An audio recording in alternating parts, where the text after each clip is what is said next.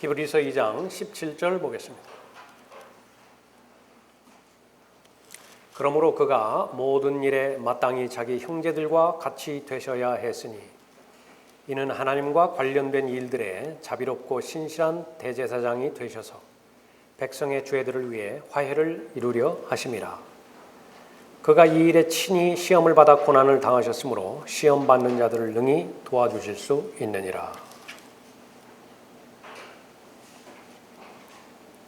시험 받으신 목적에 대해서 성경에 기록하고 있죠. 왜 예수 그리스도께서는 고난을 당하셨는가? 하나님과의 원수 관계에 있는 모든 죄인들을 화해시켜 주시기 위해서였었어요. 우리가 들림받아 올라갈 그때까지 끊임없이 시험을 받는데 시험 받는 자들을 능히 도와주시기 위해서 이 땅에 시험을 받고 고난을 당하셨던 것을 볼 수 있습니다. 히브리서 4장 15절에서도 이는 우리의 대제사장은 우리의 연약함을 동정할 수 없는 분이 아니요 모든 점에서 우리와 마찬가지로 시험을 받으셨지만 죄는 없으신 분이기 때문이라. 사람이 성숙하다라고 하는 그 내용 가운데 포함되어 있는 것은 상대방의 아픔을 공유할 능력이 있는 것을 말하는 것입니다. 상대방의 고통, 그것이 느껴지지 않는다. 그러면 어린아이예요. 그 육신적인 사람이죠. 사람이 교양이 있다, 많이 배웠다, 진정성을 지닌 의미가 위해서는요, 상대방의 아픔을 헤아릴 수 있는 것이죠. 예수 그리스도의 충만하심에 장성한 분량에까지 이르는 것이 그리스도인의 온전한 목표이죠. 나는 예수 그리스도의 충만하심에 장성한 분량에까지 이르렀는가? 한 가지만 보면 됩니다. 예수 그리스도의 마음과 생각을 소유했는가? 그 마음을 지니고 그 사람을 바라보는 것인가? 서기관과 바리새인들에 대해서는 표현할 수 있는 가장 강력한 저주의 표현을 말씀하셨죠. 독사들의 세대라고 말씀하셨어요. 위선자인 서기관과 바리새인들이야. 마태복음 25장에 의하면 너희 저주받은 자들아, 그 말을 할 수 있는 것인가? 그럼 그리스도의 충만하심에 장성한 분량에까지 다다르는 것입니다. 또 도와주시옵소서, 도움을 요청하기 위해서 나오는 모든 핸디캡을 가지고 있는 사람들, 보지 못하고 듣지 못하고 말하지 못하고 걷지 못하고 움직이지 못하고 심지어 죽음에 처하고, 그러니까 그런 모든 사람들에 대해서는 다 동정할 수 있습니다. 사람과 다른 것은 아무리 위대한 영웅이라 하더라도, 아무리 마음이 넓은 사람이라 하더라도 동정하는 데에 그쳐요. 온전하게 도와줄 수 없지요. 그러나 예수님은 도와주실 수까지 있는 분이십니다. 삶의 문제를 완전히 해결할 수 있는 분이죠. 죄 문제, 사람이 어떻게 해결해 주죠? 죽음과 심판과 지옥의 영원한 형벌의 문제, 어떤 종교 지도자가 어떻게 그 문제를 해결해 줘요? 예수 그리스도 외에는 바로 구원을 이루기 위해서 인간에게 다른 이름을 주신 적이 없다. 그분이 바로 예수 그리스도시죠. 3장의 1절부터 6절까지 살펴봅니다. 그러므로 하늘의 부르심에 참여하는 거룩한 형제들아, 우리의 고백하는 바 사도이며 대제사장이신 그리스도 예수를 깊이 생각하라. 그는 자기를 세우신 분께 신실하기를 마치 모세가 그분의 온 집에서 한 것과 같이 하였으니 그가 모세보다 더욱 영광을 받아 마땅함은 마치 집을 지은 사람이 그 집보다 더욱 존귀한 것과 같으니라. 어떤 집이든 누군가가 지었으나 만물을 지으신 분은 하나님이시니라. 또 모세는 실로 장차 말하여질 것들에 대한 증거를 위해 그분의 온 집에서 종으로 신실하였으나 그리스도는 자기 자신의 집을 맡은 아들이니 만일 우리가 확신과 소망의 기쁨을 끝까지 굳게 붙들면 우리가 그의 집이라. 많이 알 수 있는 사실이기도 하지만은 마지막 6절 같은 경우에는 성경에서 가장 어려운 구절 중에 하나죠. 잘 올바로 나눠서 공부해야 될 것입니다. 전체적인 문맥에서는 계속해서 예수 그리스도께서 월등하시다라고 하는 것을 다루고 있습니다.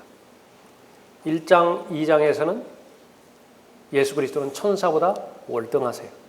아담보다도 월등하시죠. 3장에서 이제 4장 마지막 중반부 이후까지는 모세보다 월등하시다라고 하는 사실을 기록하고 있는 것입니다. 모세는 영광을 받았죠. 예수 그리스도께서도 영광을 받으십니다. 그러나 그 영광에는 차이가 있어요. 그 차이를 볼 때에 예수 그리스도께서 더 월등하시다라고 하는 것입니다. 하나님의 집을 맡은 그런 모세이고 예수 그리스도라고 3장에서 본문에서 언급하고 있죠. 그러나 신분상으로 보면 모세는 종입니다. 예수 그리스도는 아들이죠. 거기에 또 차이가 있는 것입니다. 모세는 모세 나름대로 자신의 백성들을 인도했죠. 예수 그리스도 역시 마찬가지입니다. 하나님의 집을 그렇게 인도하시는 것인데 모세는 실패했습니다. 이스라엘을 인도하는데 실패했어요. 3장, 4장에서 아주 자세하게 기록하고 있죠. 그러나 예수 그리스도는 실패하지 않습니다. 모든 면에서 모세보다 월등하다라고 하는 것을 볼 수 있습니다. 왜 모세를 여기에 지명하였는가? 영웅이기 때문에 그래요. 이스라엘에게 있어서 모세는 영웅입니다. 둘 사이에 의견 차이가 있을 때 모세는 무엇이라고 말하였는가? 그러면 그 갈등은 결론을 냅니다. 마가복음 12장 19절에서 선생님 모세가 우리에게 기록하기를 예수 그리스도보다 모세를 더 월등하게 권위를 둔 말이죠. 요한복음 8장 5절에서도 모세는 율법에서 그런 여자를 돌로 치라고 명령하였는데 선생님은 어떻게 말씀하시겠나이까? 어떤 답을 해도 좋은데 모세의 결론과 충돌이 되면 안 된다라고 하는 내용이 포함된 말이죠. 그만큼 절대적으로 권위가 있었던 것입니다. 요한복음 9장 28절에서 그들이 그에게 욕하며 말하기를 너는 그 사람의 제자이나 우리는 모세의 제자이라. 율법으로 말하자고 한다면 어느 선생님 밑에서 배웠느냐고. 나는 가말리알 밑에서 배운 사람이라고. 그 말하고 똑같은 것이. 우리는 하나님께서 모세에게 말씀하시는 것은 알지만 이자는 어디서 왔는지 알지 못하노라. 그렇게 언급하고 있습니다. 심지어 구체적인 생활 가운데서도요. 결혼과 이혼과 재혼에 관련된 부분에 있어서 모세는 무엇이라고 말하였는가? 그 부분을 거명을 하죠. 1절부터 보면 그러므로 하늘의 부르심에 참여하는 거룩한 형제들아 우리의 고백하는 바 사도이며 대제사장이신 그리스도 예수를 깊이 생각하라. 하늘의 부르심에 참여하는 거룩한 형제들 그랬죠? 참여자들. 교리적으로 두 가지로 살펴봅니다. 그리스도인은 그리스도의 몸에 참여한 참여자들이에요. 그리스도의 뼈와 살이 된 그리스도의 몸을 이루는 지체들이죠. 그리스도의 몸의 머리는 예수 그리스도이십니다. 그런데 일단 그리스도의 몸에 참여가 되어진 상태에서는요. 다시 그 몸으로부터 떨어져 나갈 수 있는 방법은 없어요. 결단코 없어요. 그러나 본문부터 시작해서 신약 성경에서 거의 100여 구절 이상이 신약 성경에만, 구약 성경 말고요. 신약 성경에만 떨어져 나갈 수 있다라고 하는 위협적인 내용이 100여 구절 있는 것이에요. 그 대상을 반드시 찾아내야 됩니다. 그 대상을 찾아내지 못하면 구원의 확신은 하나의 신념에 불과해요. 지옥이 있는 것이냐 없는 것이냐. 성경에서는 그 지옥이 있는 것에 대해서도 분명하게 말씀하시면은요. 또 특히 이 시가서 같은 경우에는요. 지옥에 대해서 부인하는 구절도 있다고요. 그렇게 보이는 구절도 있습니다. 그 둘 사이를 올바로 나누지 못하면 지옥이 없는 여호와의 증인과 같은 그런 교리를 수호하기도 하는 것이죠. 거기 3장 14절에 보면은요.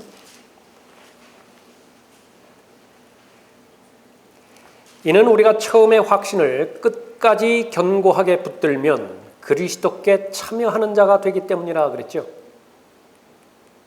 여기 참여하는 자가 나오죠. 그리스도께 참여하는 자가 된다. 근데 조건이 뭐예요?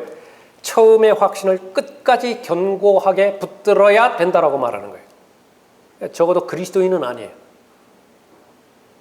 그리스도인 은혜로 구원을 받죠. 믿음으로 구원을 받죠. 그러면 일단 그리스도의 몸 안에 들어가면 그 사람은 끝까지 견디어야만 그 사람의 구원이 유지되는 것은 결코 아니에요. 이것은 다른 사람들 이야기라고 해요. 다른 사람들. 나중 6절에서 자세하게 살펴보겠지만은 경륜적으로 보면은 이 마지막 날들에 처한 사람들이에요. 우리 히브리서 1장 공부할 때 2절 공부할 때 한 3주에 걸쳐서 계속 마지막 날들이 왜 중요한 것인가 살펴봤었죠. 그러니까 그리스도인들이 아닌 것입니다. 6절에도 6장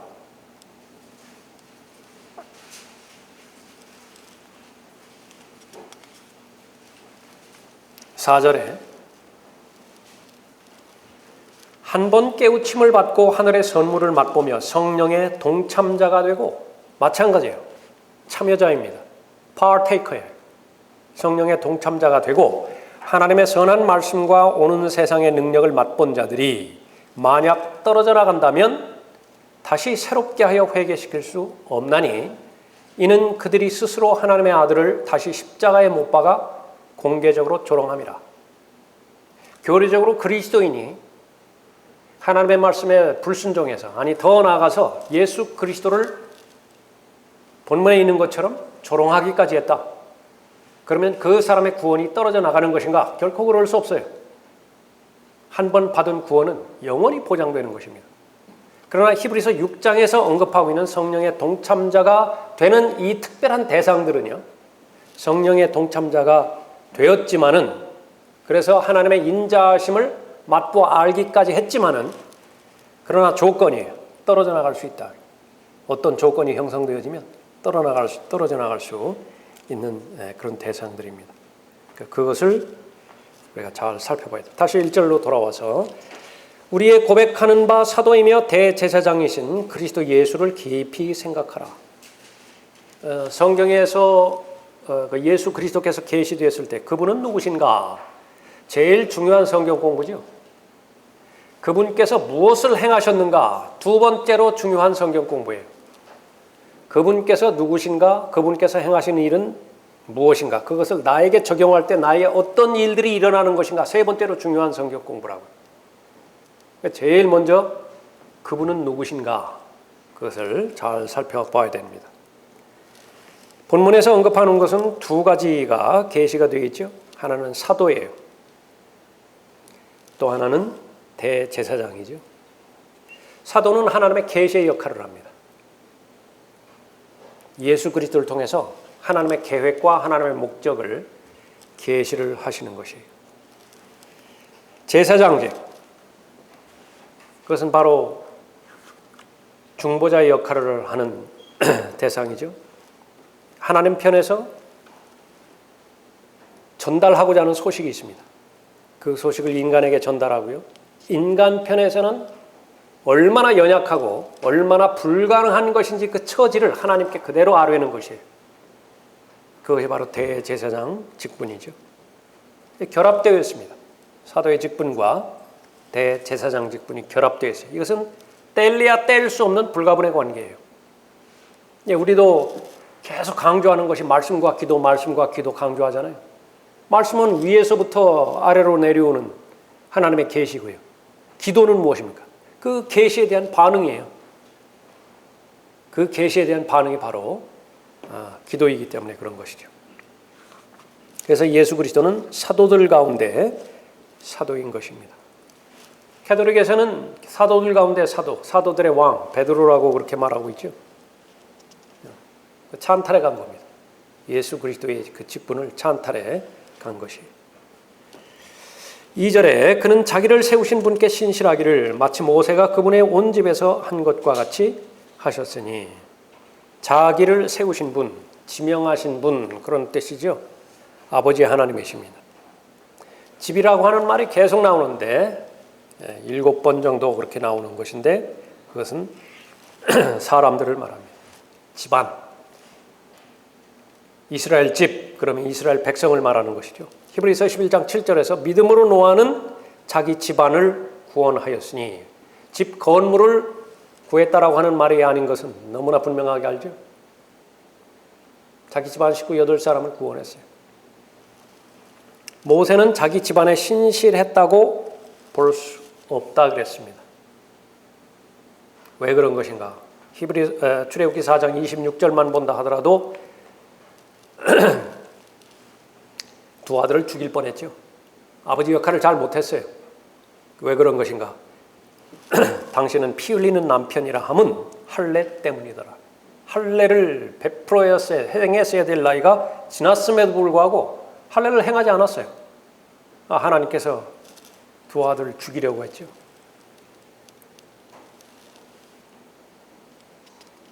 또 민수기 20장에서 기록되는 무리바의 물, 하나님의 말씀에 불순종했죠. 후에 더 자세하게 살펴보는 내용입니다. 모세가 신실했다라고 그렇게 말했을 때에 특별하게 모세에게 행하라고 말씀하신 명령이 있어요. 성막과 관련돼서, 율법을 주는 일에 관련돼서 그 두 가지 일에 신실을 했다라고 하는 것입니다. 출애굽기 39장 32절에서 이스라엘 자손이 주께서 모세에게 명령하신 모든 것대로 행했으니 그들이 그렇게 행했더라. 레위기 8장 4절에서 모세가 주께서 자기에게 명령하신 대로 행하여, 출애굽기 40장 19절에서 주께서 모세에게 명령하신 대로더라 그랬죠. 잘했는데, 모든 것을 잘했는데 이 민수기 20장 10절 이후에서 무리바의 물에 대해서 불순종했죠. 이 한 가지 불순종으로 인해서 모세는 약속의 땅에 들어가지 못했습니다. 그러나 너무 안타까워했어요. 모세가 그 땅에 들어가지 못한 것을. 신명기 3장 24절에서 오 주 하나님이여, 주께서는 주의 위대하심과 주의 능하신 손을 주의 종에게 보이기 시작하셨나이다. 모세가 말하는 겁니다.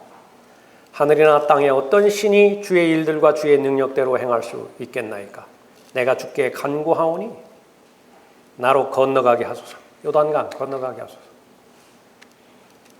요단 건너편에 있는 아름다운 땅과 아름다운 산지와 레바논을 보게 하소서 하였으나 주께서는 너희로 인하여 내게 진노하시어 내게 들으려 하지 아니하시고 주께서 내게 말씀하시기를 그것으로 충분하니 이 일을 더 이상 말하지 말라.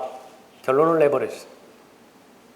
더 이상 약속의 땅에 들여보내달라고 고집부리지 말라.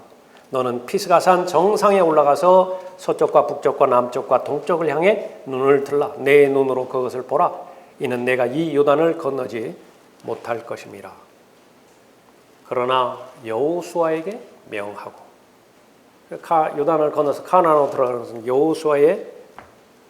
여호수아가 해야 될 일이죠. 두 가지를 살펴보는데 부정적인 면에서는 모세는 예수 그리스도를 예표하는 반석을 한 번만 쳤어야 됐어요. 그러나 두 번 쳤죠. 그래서 가장 성경에서 위대한 예표, 예수 그리스도는 단번에 영원한 속죄 제물로 드려 제셔야 되는 분이죠. 두 번 죽으시면 안 돼요. 한 번만 십자가에 달리셔야 되는 것입니다. 그 예표를 망쳐버렸습니다.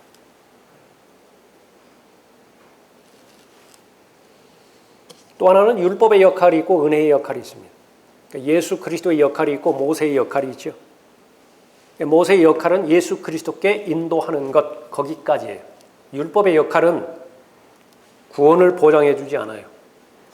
구원이신 예수 그리스도께 인도하는 것, 거기까지가 율법의 역할이죠. 율법을 대표하는 것이 모세입니다. 은혜를 대표하는 것이 여호수아죠. 그러니까 예수 그리스도 안에만 구원이 있어요. 가나안 땅으로 들어가는 것은 모세에게 주어진 일이 아니라 여호수아에게 주어진 일이죠. 그러니까 그 부분을 언급하는 것입니다. 그런데 왜 이 신약에서 오면 이 모세가 범한 이러한 범죄를 간과한 것인가? 바로 은혜의 속성 때문에 그렇습니다. 은혜라고 하는 것은요, 하나님께 영광이 돌아가고 하나님을 기쁘시게 해드리는 것만 찾아내요. 그 사람이 바로 그런 사람이라고 말하는 거예요. 반면에 하나님을 불쾌하게 만들었던 여러 가지 불순종의 사건들, 그런 것들은 그냥 다 지나가 버리는 것입니다. 예를 몇 가지 들었죠. 거기에 사라가 불신했습니다. 신약성경에 다루지 않아요. 요나의 타락, 마태복음 12장에서 요나가 얼마만큼 불순종했는 것인가, 그것도 다루지 않습니다. 라합이 거짓말했는데 야고보서 2장 25절에서는 그 거짓말에 대해서도 1절 다루지 않습니다. 아브라함도 거짓말했지요. 그러나 야고보서 2장에서는 아브라함을 믿음의 조상이라고 언급하고 있습니다. 삼손은 얼마만큼 도덕적인 죄를 저질렀어요? 일생 자체가 죄였죠. 그러나 히브리서 11장에서 영웅이라고 말합니다. 삼손은 영웅이에요. 야곱이 속였죠. 그러나 로마서 9장 13절에서 내가 야곱은 사랑하였고 그렇게 언급하고 있습니다. 그 사기꾼을 사랑하셨다고 말씀하는 것입니다.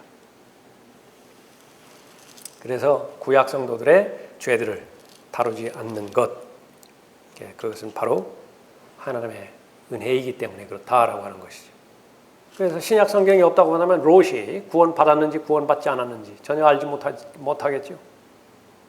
신약 성경에서는 롯을 의인이라 그렇게 기록하고 있습니다.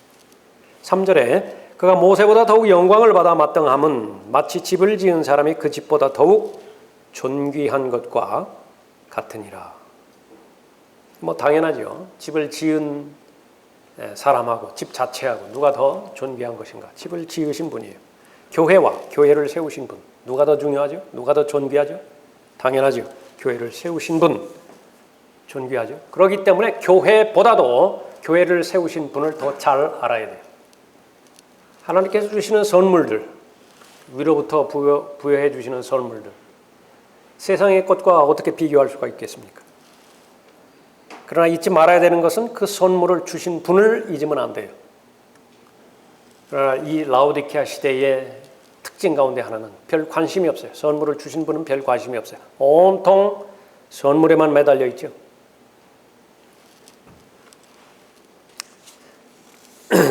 4절에 어떤 집이든 누군가가 지었으나 만물을 지으신 분은 하나님이시니라 그랬습니다.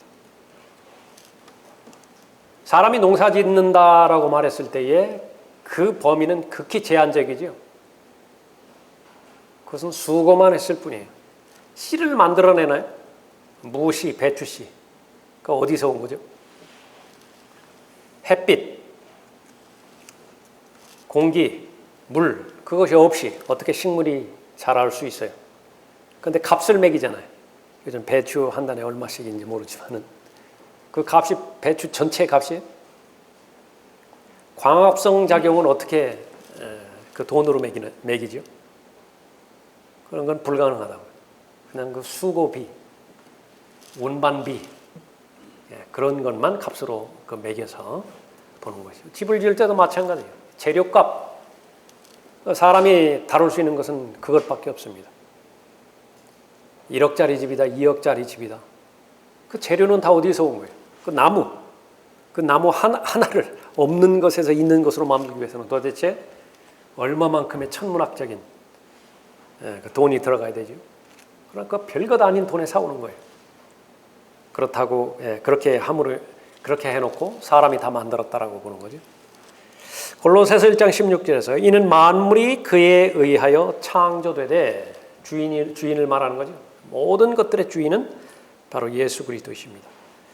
그에 의하여 또 그를 위하여 창조되었기 때문이라. 그는 만물 이전에 계시고 또 만물은 그로 말미암아 존속하느니라.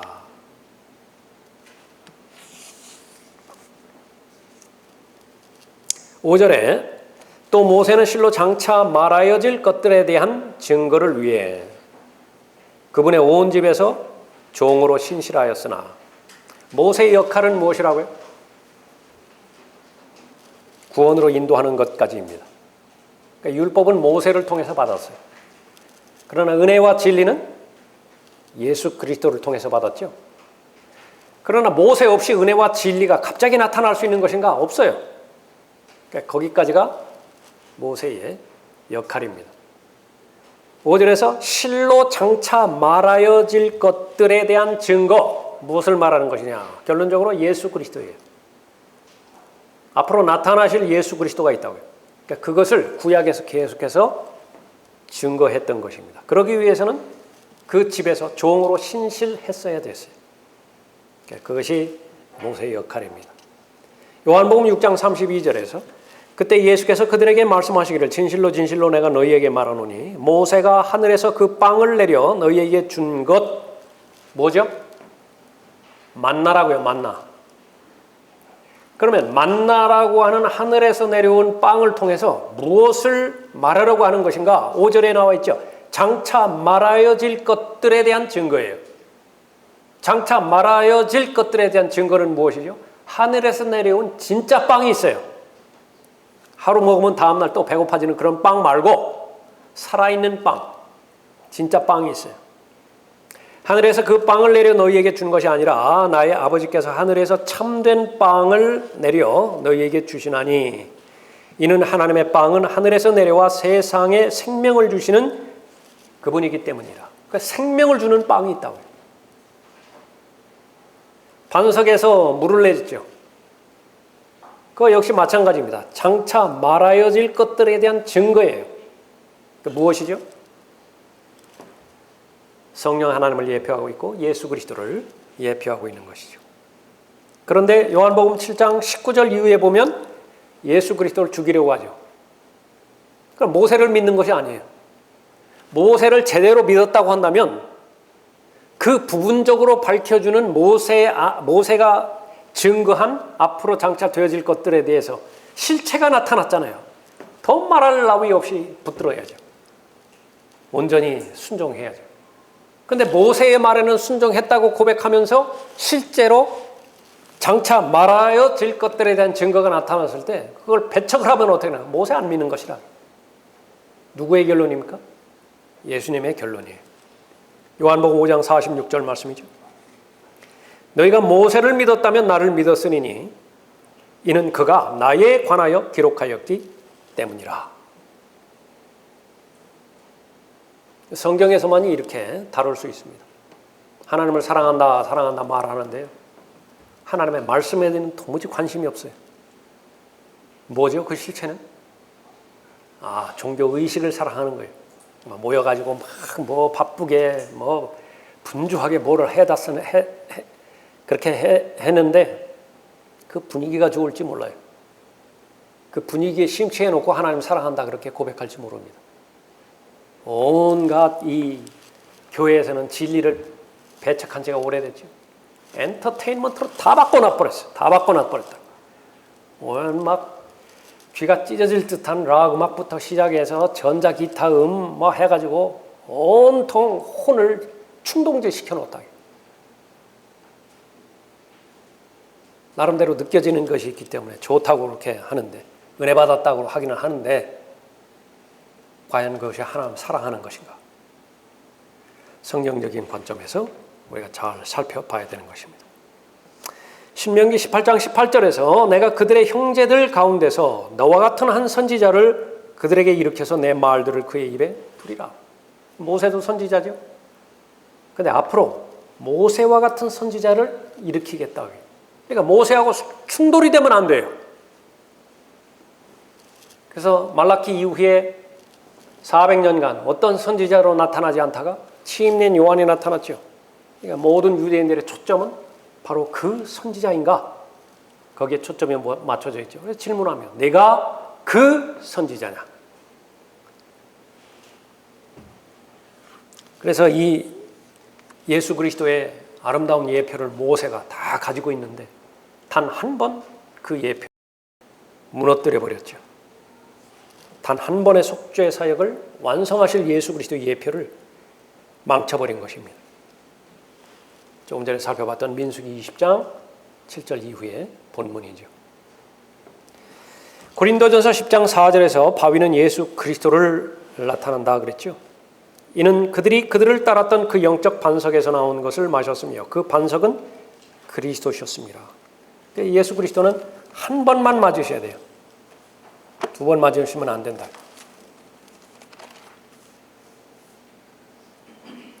히브리서 10장 11절에서 제사장마다 매일 서서 섬기며 똑같은 제사를 자주 드리지만 이것으로서는 결코 죄들을 제거할 수 없으나 이분은 예수 그리스도는 한 번의 속죄제를 영원히 드린 후 하나님의 오른편에 앉으셔서 제사장 가운데 앉아있는 제사장은 단 한 사람도 없어요.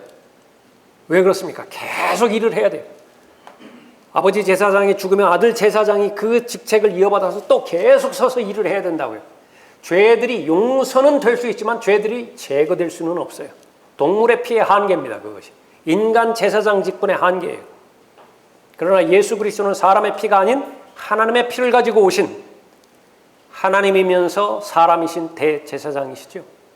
그렇기 때문에 단 한 번만 십자가에서 자신의 희생제물을 드리면 아담부터 시작해서 마지막 인류가 누군지는 모르지만 그 모든 세상의 죄들을 다 제거할 수 있어요. 보라, 세상 죄를 지고 가는, 그러면 성경 엉망이 되는 거예요. 지고 가면 그러면 구약의 동물 제사들 그거 다 할 수 있다. 세상 죄를 제거하는, 그렇게 돼요. 제거하는 하나님의 어린 양이라. 그러니까 그 하나님의 어린 양은 한 분밖에 없어요. 한 분. 그런데 모세가 그 귀한 예표를 망쳐버렸어요. 두 번 두드렸다. 두 번 죽인 거죠. 그것을 말하는 것입니다. 설명해 보시면은요, 하나님께서는 모세를 엄하게 대하셔서 약속의 땅에 들어가지 못하게 하셨다. 이런 실수 때문에, 그러니까 이것을 모르면은 그 하찮은 것 같은데 그러잖아요. 구약 성경에 죄로 보면은 얼마나 끔찍한 죄들이 많이 있어요. 그런데도 다 용서받은 사람들도 있잖아요. 다윗 같으면은 죄를 저질렀는데요, 그 죄를 위해서 희생제물이 없어요. 그 죄를 해결하기 위한 희생제물이 없다고요. 그런데도 불구하고 하나님의 자비하신 가운데서 용서받은 사람도 있잖아요. 근데 모세가 한 번 더 두드렸다고 해서 뭐 사람을 죽인 것도 아니고 왜 이렇게 엄격하게 대하셨는가? 이런 실수 때문에 약속의 땅에 들어가지 못하셨다는 것은 장차 말하여질 것들에 대한 증거를 고려하지 않는다면 이해되어질 수 없을 것이다.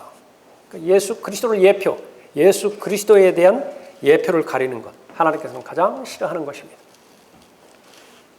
6절에 그리스도는 자기 자신의 집을 맡은 아들이니 만일 우리가 확신과 소망의 기쁨을 끝까지 굳게 붙들면 우리가 그의 집이라. 6절도 자세히 잘 보시면요, 자신의 집을 맡은 아들이다. 성도들을 말하는 것이거든요. 그런데 조건이 있어요. 우리가 확신과 소망의 기쁨을 끝까지 굳게 붙들면 우리가 그의 집이래요. 그의 성도래요. 이런 성도는 없어요. 그러니까 특별한 경륜 안에 있는 유대인들을 말하는 것입니다. 설명해 보시면 이 구절을 어느 누구도 교리적으로 설명하지 못한다 그랬습니다. 왜 그렇죠? 성경이 두 부분이 완벽하게 충돌되기 때문에 그렇습니다. 디모데전서 3장 15절에서 바로 교회가 살아계신 하나님의 교회여 진리의 기둥과 터전이라 언급하고 있죠. 건물을 말하는 것이 아니라 구원받은 한 사람 한 사람을 말하고 있는 것입니다.